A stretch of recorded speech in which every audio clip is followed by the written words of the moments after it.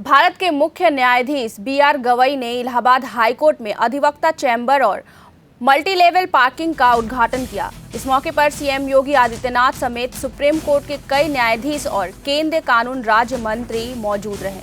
इस मौके पर चैम्बर आवंटन पोर्टल भी लॉन्च किया गया। इस अवसर पर योगी आदित्यनाथ ने कहा कि आज लोकमाता अहिल्याबाई होलकर की 300वीं जयंती है। साथ ही भारतीय संविधान के कार्यान्वयन का अमृत महोत्सव वर्ष भी है। योगी ने आगे कहा कि प्राचीन काल में गंगा, यमुना और सरस्वती की त्रिवेणी रहा है प्रयागराज। उन्होंने कहा कि धर्म, न्याय और ज्ञान के रूप में प्रयागराज पूरी दुनिया का ध्यान आकर्षित करता है।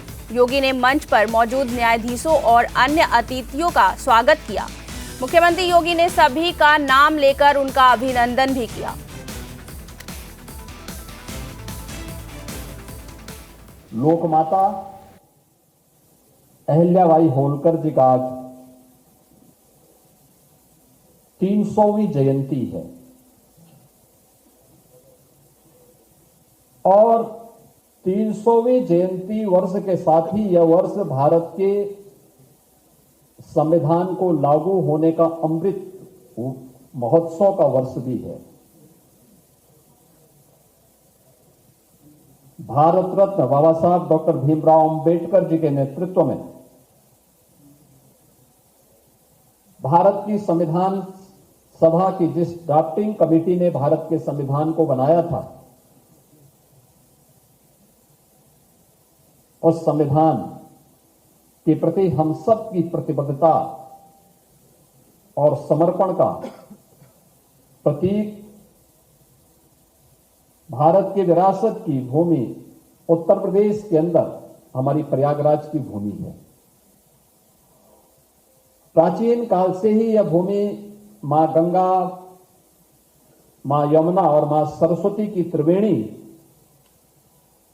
के साथ ही आधुनिक भारत के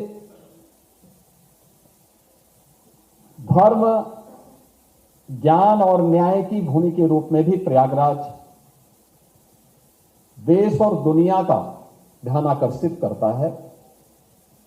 प्रयागराज की भूमि महाकुंभ की भूमि भी है और महाकुंभ का दर्शन करके महाकुंभ में त्रिवेणी में के संगम में डुबकी लगा करके कौन ऐसा भारतीय रहा होगा जिसने अपने आप को अपनी विरासत के साथ जोड़ने में गौरव की अनुभूति न किया हो। और मैं इस अवसर पर इस प्रयागराज की इस पावन धरा पर आज भारत के माननीय न्यायाधिपति, मुख्य न्यायाधिपति माननीय श्री गवई जी और उच्चतम न्यायालय के हमारे इतने शीर्ष माननीय न्यायमूर्तिगण आज यहां पर उपस्थित हुए हैं और केंद्रीय कानून मंत्री भी इस अवसर पर उपस्थित हुए हैं। तो मैं उत्तर प्रदेश की सरकार की ओर से, उत्तर प्रदेश वासियों की ओर से और आप सभी अधिवक्ताओं की ओर से भी उनका हृदय से स्वागत और अभिनंदन करता हूं।